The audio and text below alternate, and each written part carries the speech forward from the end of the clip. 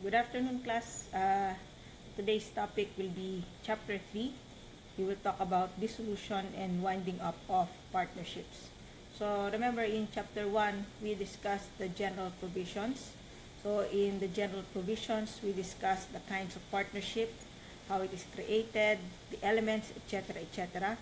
In Chapter 2, we talked about obligations, either the obligations of partners to other partners, the obligations of partners to the partnership, and obligations of the partners to third persons. We also talked about the obligation of the partnership to partners and the obligation of the partnership to third persons. So in Chapter 3, ang i-discuss natin is yung final stages of a partnership.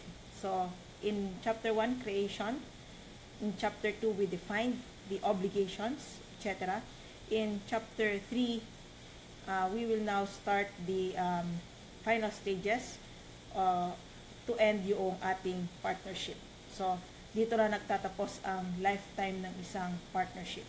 So anyway, the three final stages of a partnership are: number 1, dissolution. This is covered by 1828. Number 2, winding up. And number 3, termination. So anyway, dissolution, remember, is simply the change in the relationship of the partners. And this will be due to one partner ceasing to be associated in the carrying on of the business. Meaning, in dissolution, one of the partners ayaw na niya na ipagpatuloy pa yung partnership. So yun ang kailangan nating tandaan. Simply, dissolution technically is only a change in the relationship of the partners. Yung change na yun is, nung una, gusto nilang mag-business. Later on, isa sa kanila, any one of them, actually, ayaw nang mag-business. So, yun ang kailangan nating tandaan in terms of dissolution. Second is winding up. So, in winding up, the business affairs of the partnership is settled. So, winding up or liquidation, if you are better familiar with the term liquidation. So, in case of liquidation, binabayaran ng mga debts, kinokollect ang mga credits, tsaka yung mga assets ay nililiquidate. So, binibenta para mas madaling paghatian ng mga partners. In termination, remember, this is the point in time where all of the partnership affairs have been settled. So, tapos na ang winding up. Nabayaran na lahat ng utang, nakolekta na lahat ng credit, tapos na-settle na yung, naibalik na yung capital, and nakapag-share na sa surplus ang mga partners. Profit, surplus, so whatever. So, yun ang, remember, termination. So, in case of termination, the partnership is no longer an ongoing concern. Wala na ang partnership. So, what else do you have to remember about partnership, the final stages of a partnership? Let's take the effect of dissolution as found in 1829. So, class, medyo umuulan ngayon. So, if you can hear it on the audio, pasensyahan na lang. Sorry. Wala akong ibang time except for now to record this video. Late na nga ako eh. So, anyway, 1829, very clear.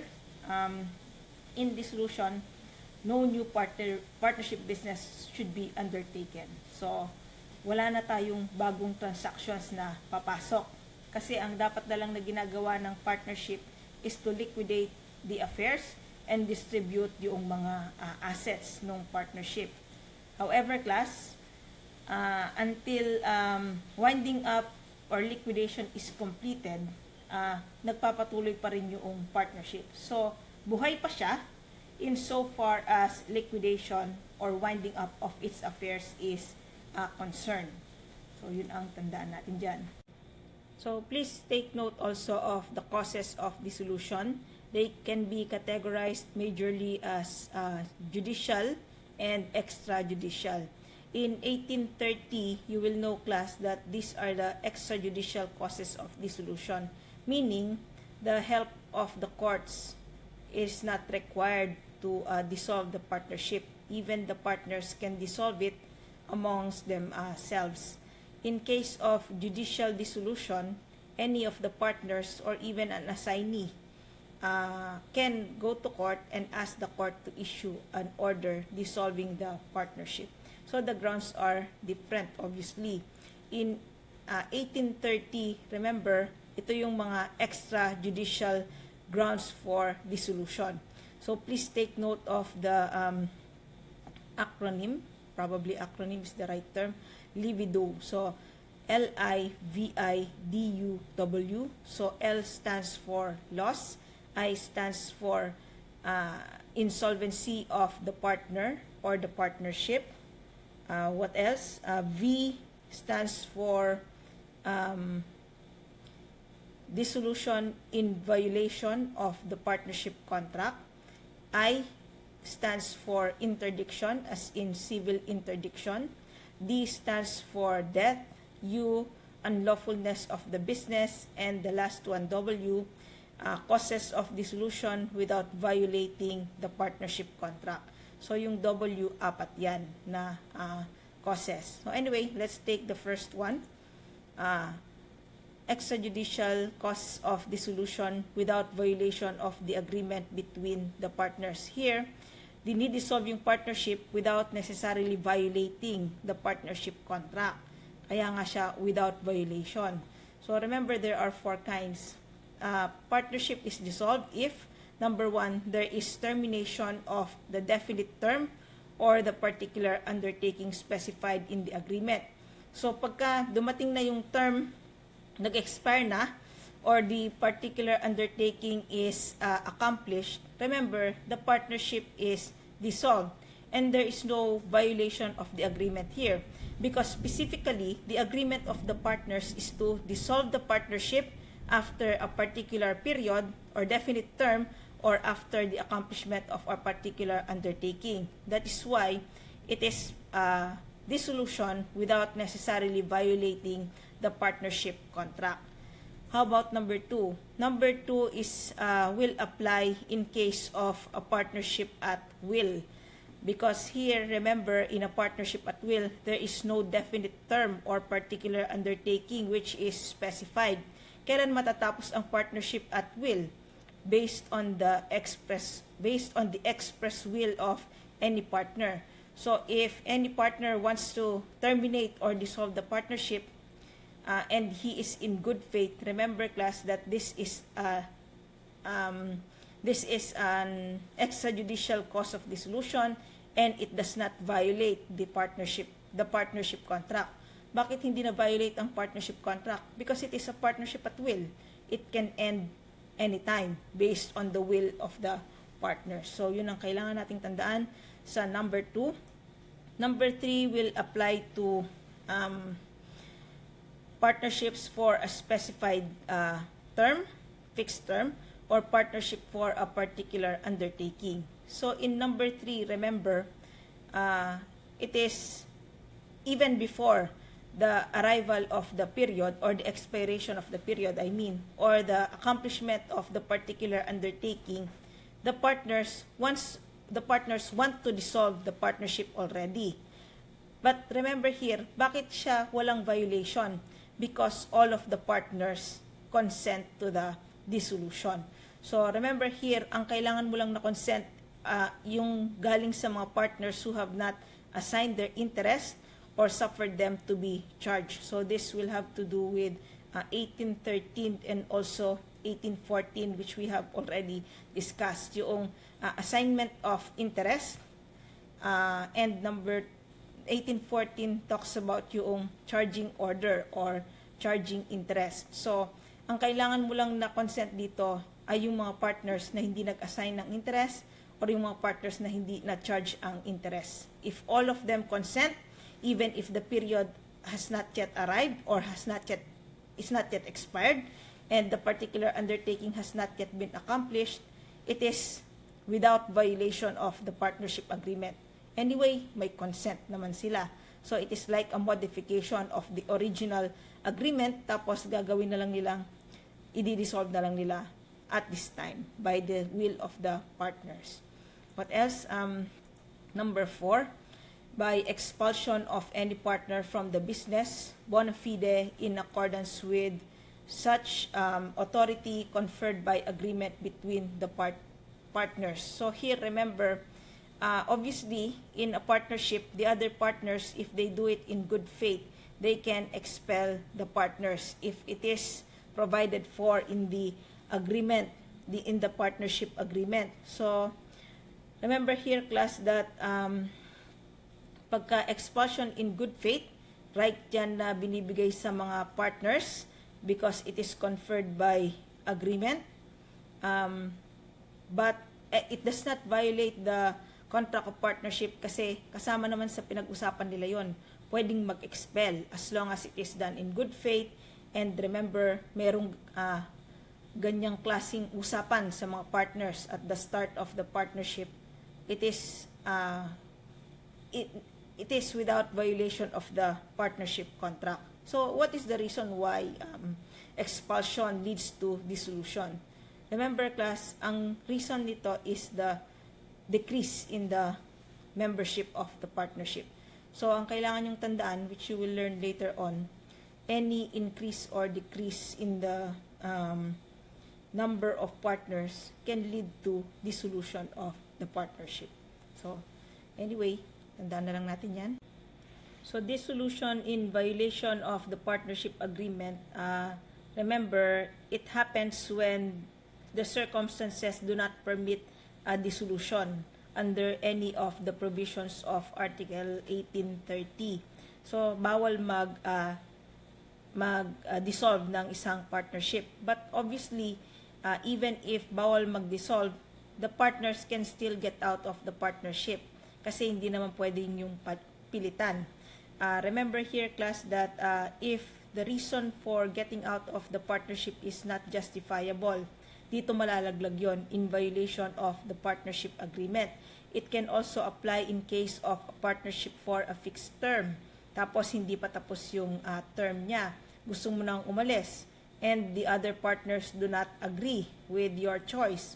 Pwede pa rin i-dissolve yung partnership kasi nga hindi pwede ang pilitan. So, ang pinagkaiba lang yan sa number 3 kanina is that in number 3, for letter A, 3.A.3, all of the partners consent to the dissolution even if hindi pa tapos yung term, hindi pa na-accomplish yung purpose or undertaking.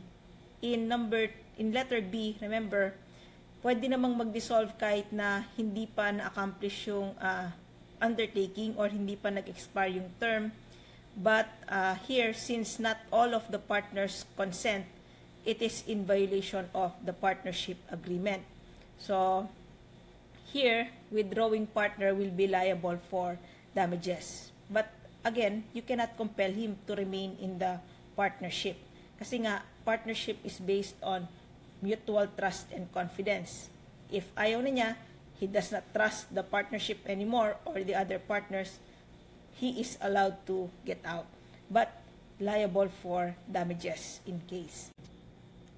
So, the next cause of extrajudicial dissolution is unlawfulness of the business. So, remember, in case of unlawfulness of the business, there is a supervening event which will make the lawful partnership business unlawful. May biglang nangyari. Yung biglang nangyari na yan, from lawful business, your partnership becomes unlawful business. So anyway, remember, this is a ground for dissolution because the business of the partnership can no longer continue because of the illegality of the business. So let us say, for example, partnership of A, B, and C, they are renting out videoke machines. So anyway, itong mga videoke machines na to, as of now, it is legal to rent out. Pwede ka magparent ng mga ganyan tuwing birthday, tuwing may party, etc., etc. So, yung business nila is lawful at the beginning. Now, what if, class, there is suddenly a law which prohibits yung paggamit ng videoke? Sabi kasi, maraming namamatay pagkatapos kumanta ng videoke. So, sabi ng presidente, wag na lang nating hayaan na mag-videoke ang mga tao. Lahat ng videoke machines, sirain natin. So, here, yung mga machines, they have been outlawed, they have been prohibited, and they are to be destroyed by the government. Now, remember here, class, itong business ng ABC partnership from lawful, it has already become an unlawful business because of a supervening event. What is the supervening event? The declaration na bawal na ang mga videoke machines. So, here class, ang kailangan yung tandaan, business is lawful from the start. It will become an unlawful business because of a supervening event, and this is a ground for dissolution of the partnership. So, please differentiate this also with a business, a partnership business, which is unlawful from the start. Yung umpisa pa lang, illegal na yung object niya, illegal na yung business niya. Iba yon. Pagka from the onset, the business of the partnership is illegal, it is a partnership which will not acquire juridical personality. Now, if it is lawful from the start, and then suddenly it becomes unlawful, at the time of creation, it became a juridical personality, except that later on, nawala yung juridical personality na yan because of the unlawfulness of the business. So, yung una pa lang, illegal na void partnership because of illegality of the object, let us say. Pero yung ito, in case of here, unlawfulness of the business, yun ang gamitin kong panturo. This is, remember, valid at the start, but later on, declared void because of, declared dissolved pala. Please correct. Declared dissolved because of a supervening event. What else also? Another cause of extrajudicial dissolution is loss, obviously. So here, loss of a specific thing before it is contributed to the partnership. It is lost before it is delivered. Remember class here that parang walang kinontribute yung partner na yan. That's why the partnership will be dissolved for lack of contribution. Now, what if a partner only contributed the usufruct of a thing? Obviously, if that is lost as well, para na naman siyang walang contribution. Usufruct na nga lang ang binigay niya, nasira pa yung object. O anyway, again, loss of a specific thing na usufruct na ang kinontribute has the same effect. It is as if the partner did not contribute anything. Yan. So, what else? Also, remember in letter D, if the object is lost after delivery to the partnership, the rule is different because the partnership now will bear the risk of loss. Anyway, nag-contribute naman talaga siya, except na nawala when it is already in the possession and ownership of the partnership. Yan. What else? Also, please take note of death, also as a ground for extrajudicial dissolution. Bakit death? Because again, it causes a decrease in the number of partners. A decrease in the number of partners means automatic dissolution of the partnership. Yan. Pero kailangan pa rin ng liquidation, obviously. So, tandaan nyo, later on, you will learn any addition or increase or decrease in the membership of a partnership will dissolve yung partnership. What else? Insolvency of any partner or insolvency of the partnership. Same ang effect. It will dissolve the partnership. So, bakit pagka insolvent ang partnership, hindi na kailangan na itong i-dissolve? Because remember, it can no longer satisfy yung kanyang mga obligations and probably it cannot also conduct its business dahil nga kulang na sa pera, wala ng pera. Now, how about in case of insolvency of a partner? So, kaya yan ay ground for dissolution in case the partnership assets are exhausted. Remember, class, that a partner will be liable with using their separate property. Now, kung wala na silang separate property, ano na ang ipang sasagot nila sa partnership obligations? Yan. So, here also, yung partner who is insolvent has no authority to act for the partnership. Wait lang. So, continuing on the last I think, is civil interdiction of a partner. So again, class, civil interdiction or civil death, ang pwede na lang gawin ng partner who is suffering from civil interdiction is to dispose of his property mortis causa or via a last will and testament. So he cannot enter into contracts which will dispose his property inter vivos or during his lifetime. So remember here, class, walang valid consent na ibibigay ang isang partner who suffers from civil interdiction. Kasi nga, ito ay isa sa mga incapacity which is defined by law. We already studied this sa chapter 2 ng contracts. So, tandaan natin the extrajudicial causes of dissolution. So, remember, libido. Yan. Anyway, how about the judicial causes of dissolution? Again, in case of judicial causes of dissolution, we will look to 1831. Bakit siya judicial? Because it is initiated by the filing of a petition for dissolution in court. Now, who can file a petition for dissolution? Remember, any partner can file a petition for dissolution based on any of the 6 causes given in Article 1831. What else? Also, pwede ring magpa-dissolve yung purchaser of a partner's interest in the partnership or an assignee of a partner. So, pumapasok na naman yung 1813. Or also, yung purchaser of a partner's interest under 1814, yung na-charge na interest, merong nag-purchase. So, pwede rin siyang mag-ask for dissolution. So, remember also the grounds for or causes of judicial dissolution. So, please take note of the term ilibog. So, here, yung ilibog is judicial dissolution by judicial decree based on an application by a partner. So, ang partner will go to court and ask for dissolution of the partnership. So, yun yan. So, the first one ay insanity. L stands for loss. Ibang loss yan, mamaya we will discuss that. I refers to incapacity. What else? B refers to breach of partnership agreement. O, very easy, other circumstances. And G, guilty of prejudicial conduct. G, guilty. So, remember, anyway, unahin natin yung insanity. So, insanity on the part of one of the partners. So, ang insane person cannot give valid consent.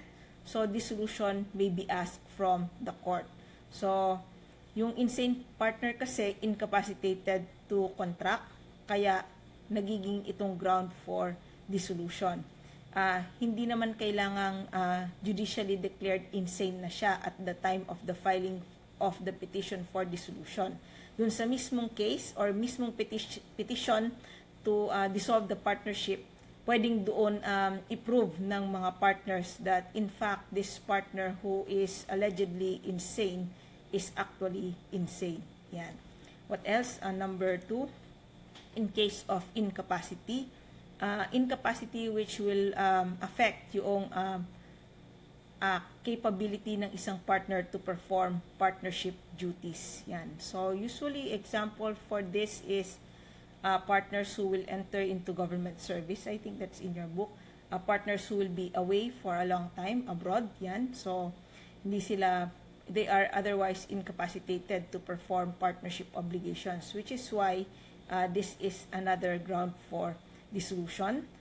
What else? Misconduct and persistent breach of the partnership agreement. So, please take note of this together with number 5. A partner has been guilty of prejudicial conduct. So, lagi na lang siyang hindi nag-a-attend ng meeting. This conduct is a breach of the partnership agreement, and also it is prejudicially affecting the business of the partnership. Hindi nag-a-attend ng meeting. Pagka nag-attend ng meeting, laging laseng, a failure to perform obligations, etc. So itong dalawang to, you may take them together. Anyway, if there is persistent breach, obviously it is a conduct which is prejudicial to the carrying on of the business of the partnership. So here also in number 5, you can include acts which causes conflict of interest on the part of the partner and also the partnership.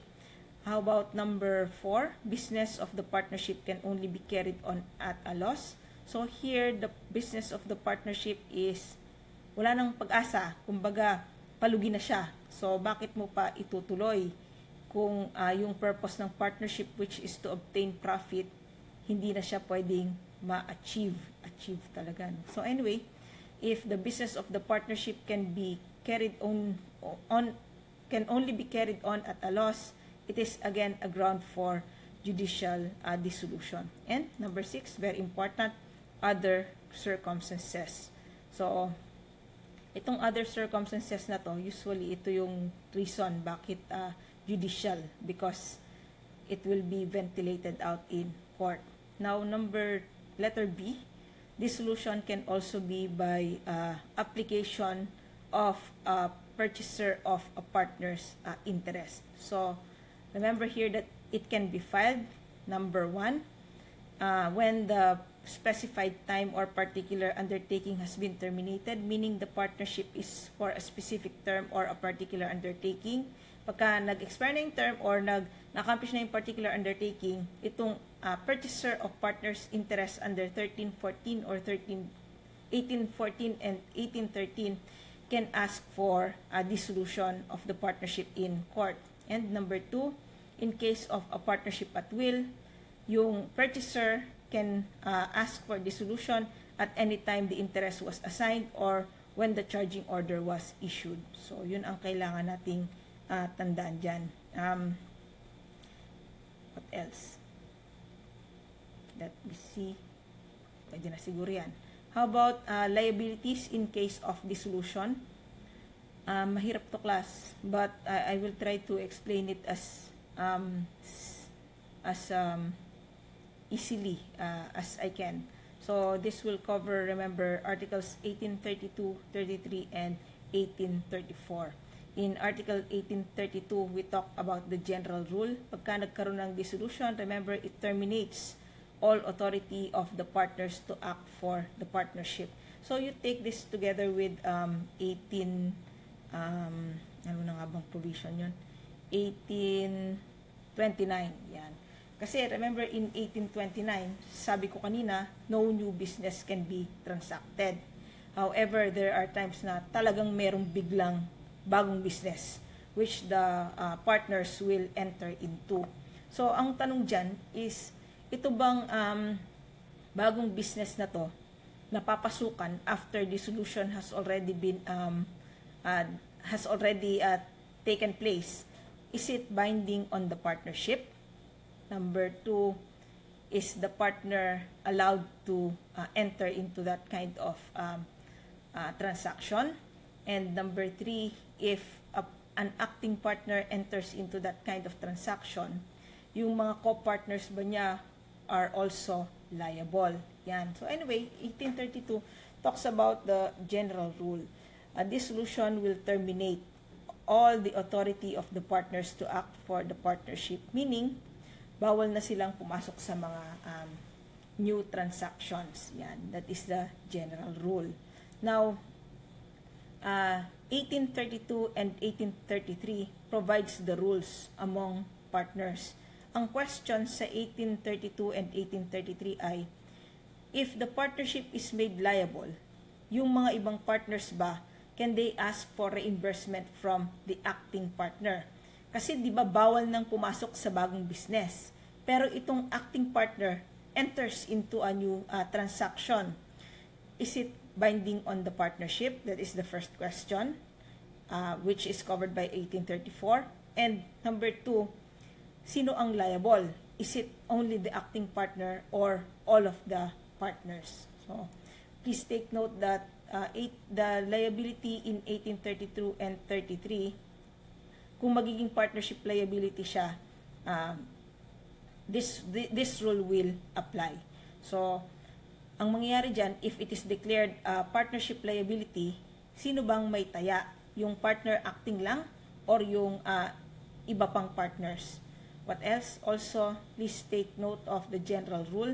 The partners are still bound to one another. Meaning, pagka pinasukan ng acting partner itong transaction na to, obviously class yung acting partner is the one who acts on the transaction. So, hindi ko na siguro kailangang ulitin yun. Pagka pumasok sa transaction itong acting partner na to, nagkaroon ng liability ang partnership, sino ang magtataya? Yung acting partner lang ba or even the other partners who did not so enter into that transaction? So anyway, depende yan. If the dissolution is by act, insolvency, or death, or it is not by act, by insolvency, or death.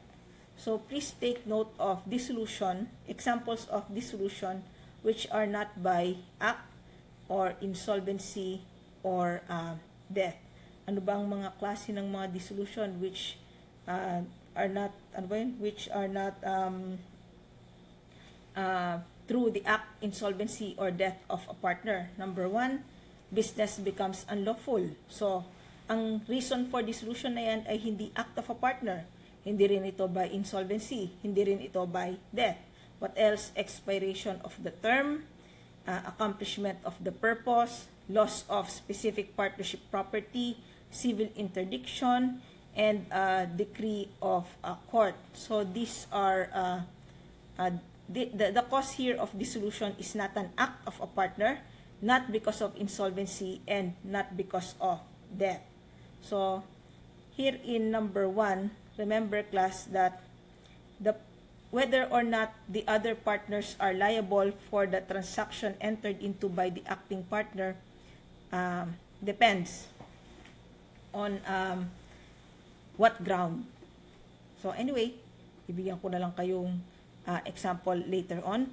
So here, remember that if the reason for dissolution is not by an act, by insolvency, or death, yung mga partners, they cannot bind the other partners.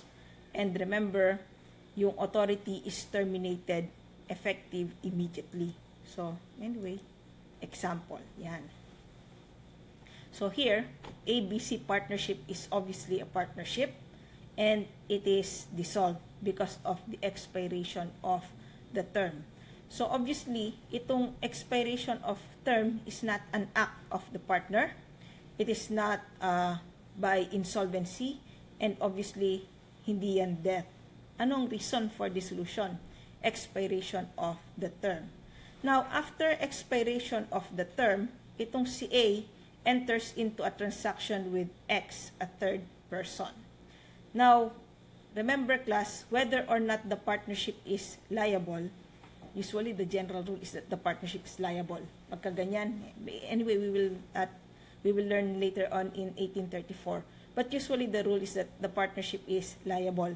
So now, dahil liable ang partnership, obviously, magiging liable din yung mga partners. So, if the partnership is made liable, remember, B and C can ask for reimbursement from A, the acting partner. Bakit? Si A, alam na niyang na-dissolve yung partnership. Bakit? Because of the expiration of the term. Alangang hindi niya alam. So, anyway, dahil nga itong si A, despite the dissolution of the partnership, enters into a new transaction with X, remember class that the partnership, if made liable, B and C can ask for reimbursement from A, who is the acting partner. Remember class, with respect to X, all partners are liable. The liability to X is joint and equal. So, itong si A, itong si B, itong si C ay magbabayad kay X. But later on, dahil si A ay pumasok sa contract with X, after the partnership has been dissolved, B and C can ask for reimbursement from A, the acting partner. How about number 2? In number 2, dissolution is caused by an act of the partner. What are examples of dissolution caused by an act? An act refers to resignation, maybe withdrawal from the partnership, or retirement from the partnership. So if dissolution is caused by an act, remember, yung liability ng mga other partners, syempre, yung acting partner is always liable, obviously. But the liability of the other partners will depend on the knowledge or if ang na-receive ng acting partner is notice. So remember here, class, if dissolution is by an act, knowledge of the acting partner of the reason for dissolution will make him solely liable. Alam niyang mayroong resignation, pumasok pa rin siya sa isang new transaction, siya lang ang bahala doon. Kasi nga, the acting partner is in bad faith, being aware of the dissolution, still pumasok pa rin siya sa new contract, bahala siya mag-isa niya. What else in case of notice? If the acting partner only receives notice of the cause of dissolution, remember this is the liability of all of the partners. Yan ang tandaan natin. So anyway, example, almost the same. ABC partnership. So here, itong ABC partnership is composed of A, B, and C. So A resigns. So here, class, the act of A is a cause of dissolution. Act yan. Act ni A na resignation. Now, when A resigned, B is aware of the resignation of A. So B has knowledge. And C was notified of the resignation of A, probably through a letter. Usually, ganun naman. So anyway, if A already resigned from the partnership, let us say, after nagkaroon na ng cause of dissolution, B, knowing that A already resigned, enters into a contract with a third person, X. Yan. The question is, sino ba ang liable dyan? Now, if the partnership is made liable for this transaction, anyway, usually the general rule again is that the partnership is liable, as we will know later in 1834. Remember that since B is in bad faith, alam na niya na dissolve na yung partnership.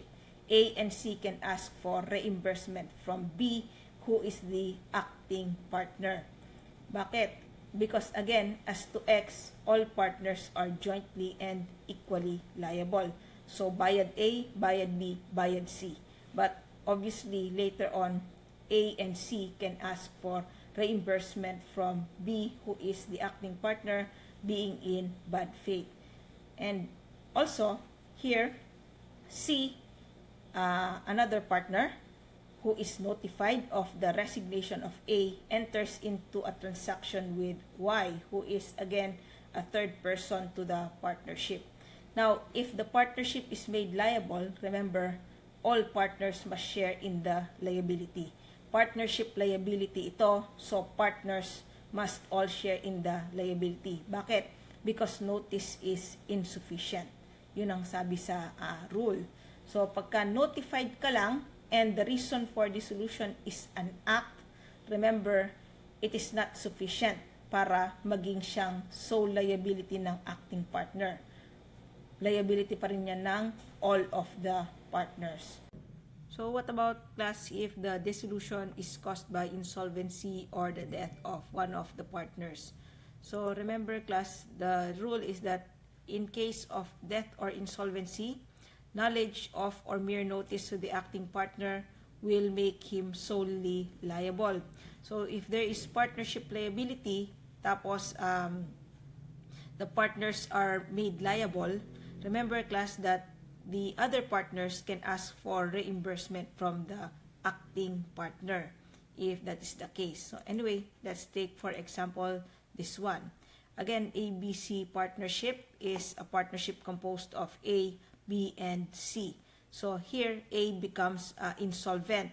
So again, insolvency of one of the partners is a ground for extrajudicial dissolution of the partnership. Now, remember here in this problem also that B is aware of the dissolution of the insolvency of A, while C is merely notified that A has become insolvent.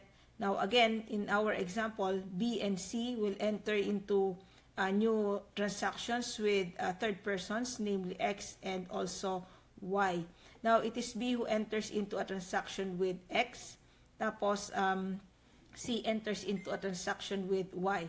So, when B enters into a transaction with X, remember, B is already aware that A has already become insolvent. Dapat here aware na si B na meron ng grounds for dissolution, but despite that knowledge, remember, he still enters into a transaction with X, who is a third person.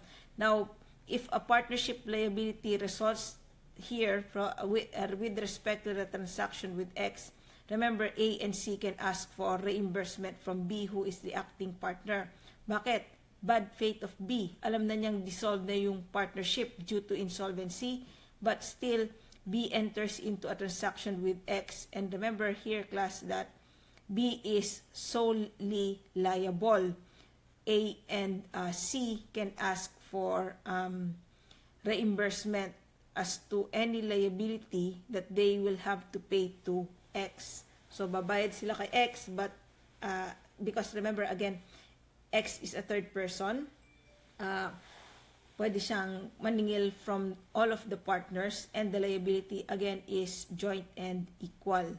So, kailangan yung tandaan here na itong si B is liable to reimburse yung kanyang mga kasamahan and yung liability sa kanya lang.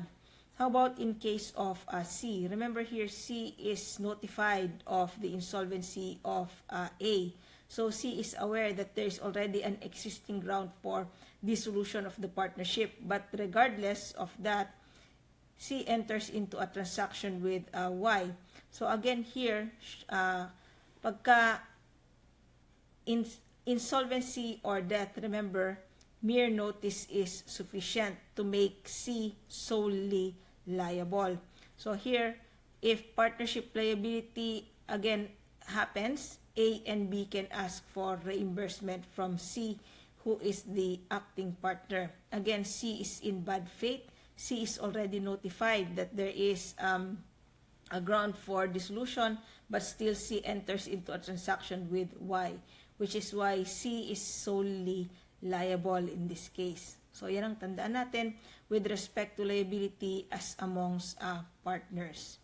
So, anyway, let's continue as to third persons. Remember, these are the rules. General rule, katulad nga ng sinabi ko sa inyo, the partnership is liable. So, these are the acts which are binding on the partnership. Transactions which are necessary for winding up, obviously, these are valid. Kasi, remember, in 1829, ang sinabi ko dyan is that partners can no longer enter into new transactions. However, class, transactions which are necessary for winding up are always binding on the partnership. Siyempre, they are trying to liquidate the assets. So, kailangan mag-wind up. So, yung obviously, para magawa yung liquidation, kailangan ng mga transactions which are necessary for winding up. And obviously, class, again, these are valid transactions. What else? Transactions na nasimulan but not yet finished as of the time of dissolution. Obviously, these are binding on the partnership because at the time these transactions occurred or nung nag-umpisa sila, there is still a partnership or the partnership is still an ongoing concern. That's why it is still binding on the partnership. Number 3, there is a new business with an innocent third person. Ito, binding ito, kahit na new business siya, because the third person is innocent, subject to qualifications, remember. So, if the third person is a former client with no knowledge or actual notice of dissolution, the transaction is binding on the partnership. Bakit?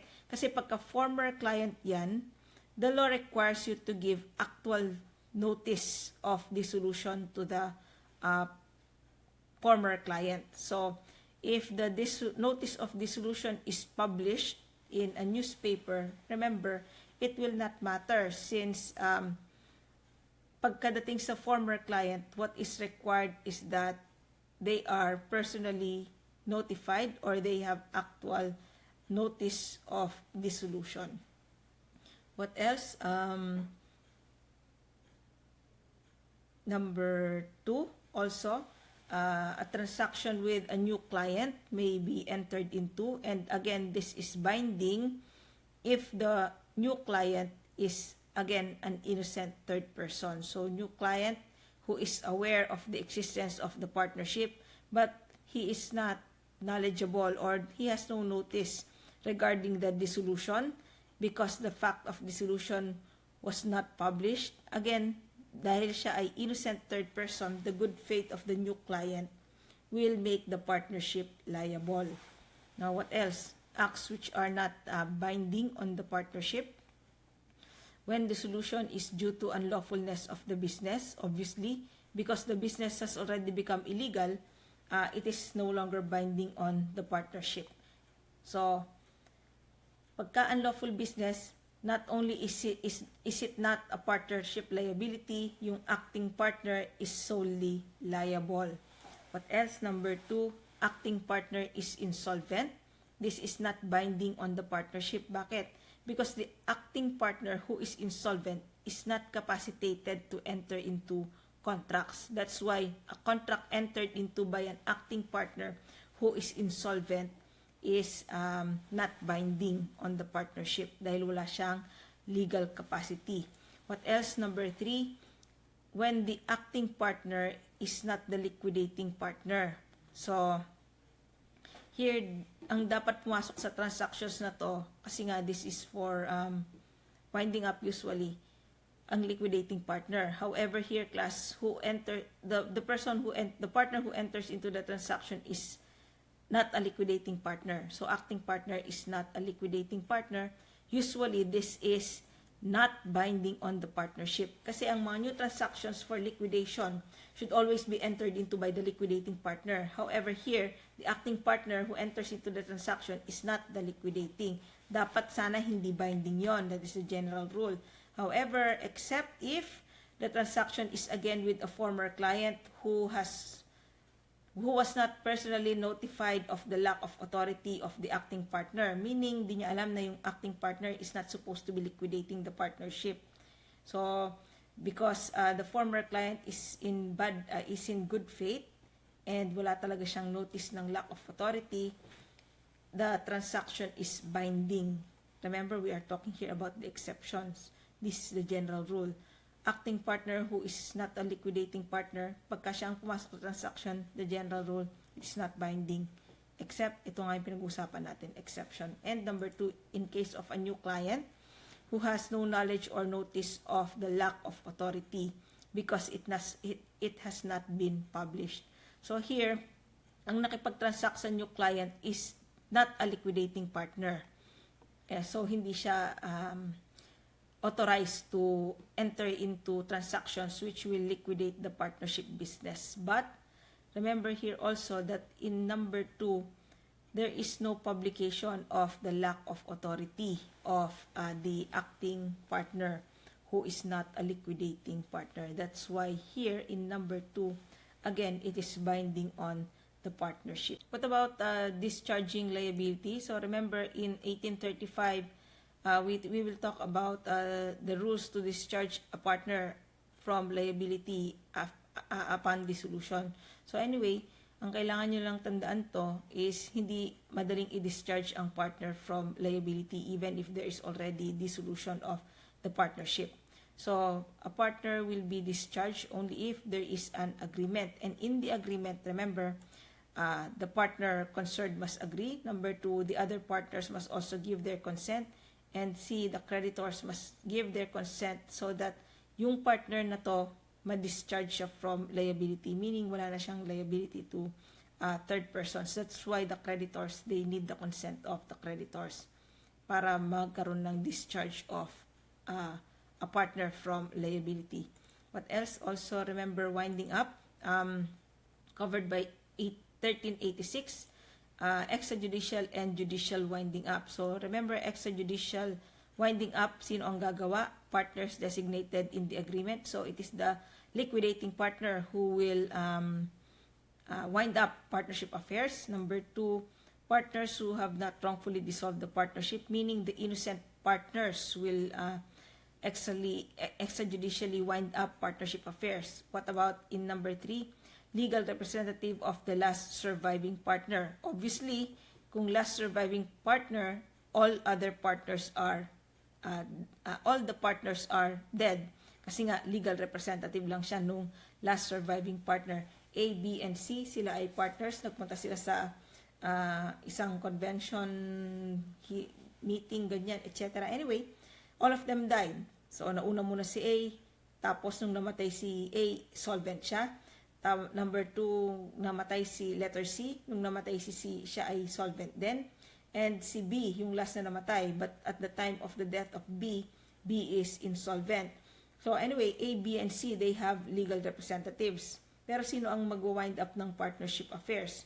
Since all of the partners are dead, remember, the person who will wind up the partnership affairs is the legal representative of C. Ma'am/Sir, bakit po yung legal representative ni C samantalang huling namatay si B? B is the last surviving partner. But remember also again in the example that I just gave to you, B died insolvent. So, hindi lang bastang legal representative of the last surviving partner. The last survivor must also be solvent. So here, remember class that the legal representative of C will be the person to wind up yung partnership affairs because at the time of his death, C is the survivor and C is the siya yung last na solvent partner dun sa partnership. So, what else? Judicial winding up, obviously, control and direction of the court. So, ang courts na ang bahala dyan. The courts may even appoint a receiver, etc., etc. What else? Application of partnership property. In case of application of partnership property, very simple ang ibig sabihin yan. Partnership property is used to pay for the liability of the partners. Yan. 'Di ba, diniscuss ko na to in 1817, gamitin muna yung 1817 in relation to 1797, gamitin muna yung partnership assets.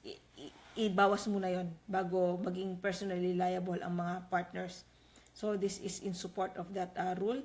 So this will talk about the right of the partners to have partnership property to apply to discharge liabilities, and kung mayroong surplus from the specific partnership property, i-distribute sa partners. So anyway, this will depend if the dissolution is without violation or in violation of the partnership agreement. So if it is not in violation of the partnership agreement, remember class that the rights are the partners can have the partnership property applied to pay for liabilities of the partnership, and kung may natira, applied to pay in cash the net amount owing to the respective partners. So they can get yung kanilang share doon sa surplus paid in cash. What else? What about if the dissolution is in contravention or is in violation of the partnership agreement? Remember, these are the rights. Obviously, because it is in violation of the partnership agreement, there is an innocent partner and there is a guilty partner. The guilty partner being the partner who wrongfully caused the dissolution of the partnership. So, number 1, when you are an innocent partner, your rights are number 1, to have partnership property applied again for the payment of the liabilities, and after that, also, if there is surplus, to receive a share in cash. Number 2, to be paid damages for caused by the guilty partner because of the wrongful dissolution. What else? To continue the business using the same name, or yung mga innocent partners, they can do it by themselves or pwede silang magpasok ng ibang mga partners. What else? To possess partnership property if they want to continue the business. But remember, if they want to possess specific partnership property, instead of selling it and distributing yung proceeds, kailangan nilang magbayad ng bond approved by the court. So, in short, they have to, if they do not file a bond, they have to buy out yung interest ng guilty partner. Remember, if they buy the interest of the guilty partner, it is less damages recoverable. What else? Guilty partners, these are the rights. May rights pa rin sila kahit guilty partners sila. So, to have the partnership property applied again to pay for liabilities, to receive in cash share of the surplus minus or less damages caused by wrongful dissolution. If the business is continued, remember the right of the guilty partner is to have the value of his interest in the partnership determined and also paid in cash, meaning i-buy out yung kanyang interest. Or, kung hindi pa mabayaran ng partners yan, ng partnership, it must be secured by a bond approved by the court.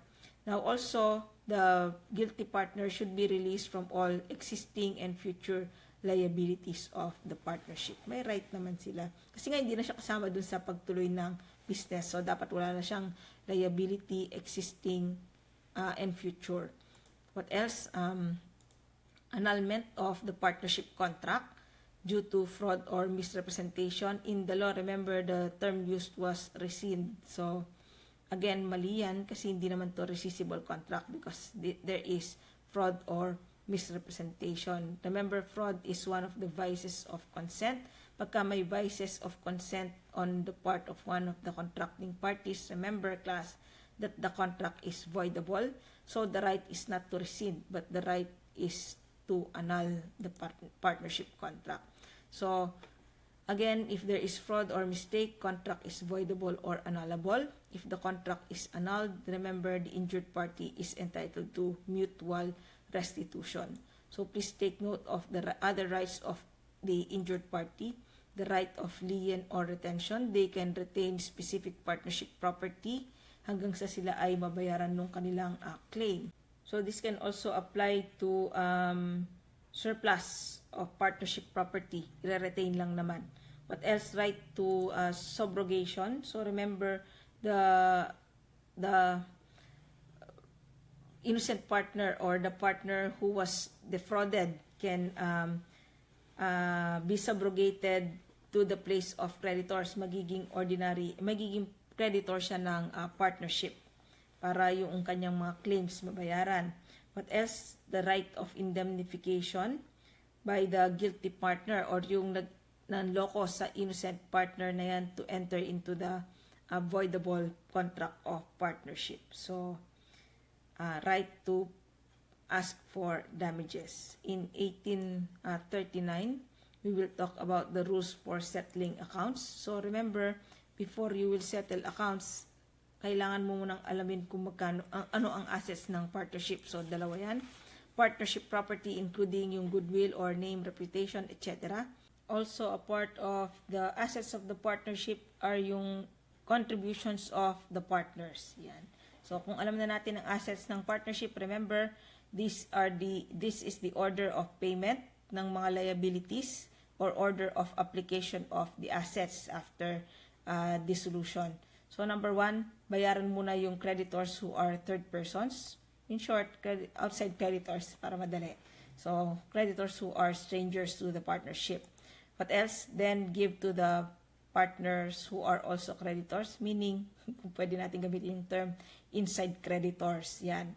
So, partners who are likewise creditors. Kailan ba nangyayari yan? If the partners advance money on behalf of the partnership, may inabunuhan sila. Bayaran muna yung inabunuhan ng mga partners because with respect to the partnership, they are also creditors. But their right is subordinate to the rights of third persons who are creditors. Yan. Pangalawa lang yung right nila. Mas nauna itong right nitong mga to. What else? 3, give the partners capital. And the last one, profits must be distributed. So anyway, unahin muna daw yung capital bago yung profit. What else? Dissolution by changing of membership. If you will read the provisions, very long. Pero madali lang talagang i-shortcut yan. Kasi pwede naman nating padaliin yung ating pag-aaral kaysa naman pahirapin pa. Ano? Yung exam lang ang mahirap, pero yung pag-aaral madali lang. So anyway, there is, in case of change, kailan ba mangyaring change in membership? Very simple. There is a new partner who is admitted. There is a retirement on the part of one of the partners, assignment of the rights of all but one. So, lahat sila nag-assign ng rights except one. Pwede rin namang retirement, death, assignment of rights of all of the partners, or any wrongful cause committed by any partner, or expulsion. Yan. So, remember, in those cases, nagkakaroon ng change in membership. But, again, in case of change in membership, ang result yun is to dissolve the partnership. Now, the question is, pwede ba nilang ipagpatuloy yung business pagka nagkaroon ng changes sa membership? Pwede. Usually, tinutuloy nila yung business. Now, the question is, yung mga creditors ba ng dating partnership, creditors ng bagong partnership na itinayo or itinuloy. So, remember, the rule is that ito yung importante part, if the business is continued without liquidation, even if there is dissolution due to change in membership, the new partnership will assume the obligation of the old partnership. Yan. So, kahit na nagkaroon ng change in membership, dahil nagkaroon ng change in membership, nagkaroon ng dissolution, dahil pinagpatuloy ng mga partners, it will create a new partnership. But remember, nung pinagpatuloy nila, walang liquidation, yung liability ng old partnership lilipat sa bagong partnership. So, remember, if nagkaroon ng mga incoming partners, yung kanilang liability will be satisfied out of yung partnership property only or out of the contributions to the partnership only. Discuss na natin yan dati. So, rights of the creditors of dissolved partnerships which is continued, obviously, creditors of the dissolved partnership will become creditors of the new partnership continuing the business. But it is very important, class, that there is no liquidation. Pagka na-liquidate na yan, obviously, nabayaran na yung mga utang ng old partnership. Wala nang lilipat sa new partnership because it has been liquidated. Common sense lang yan. How about the rights of retiring partners or legal representative of deceased partners. So, dahil nga nagkaroon ng retirement, again, there is a change in membership which causes dissolution. Because there is death, there is again a change in membership which causes dissolution. But again, in 1841, the business is continued without liquidation. Now, ano ang right ng retired partner?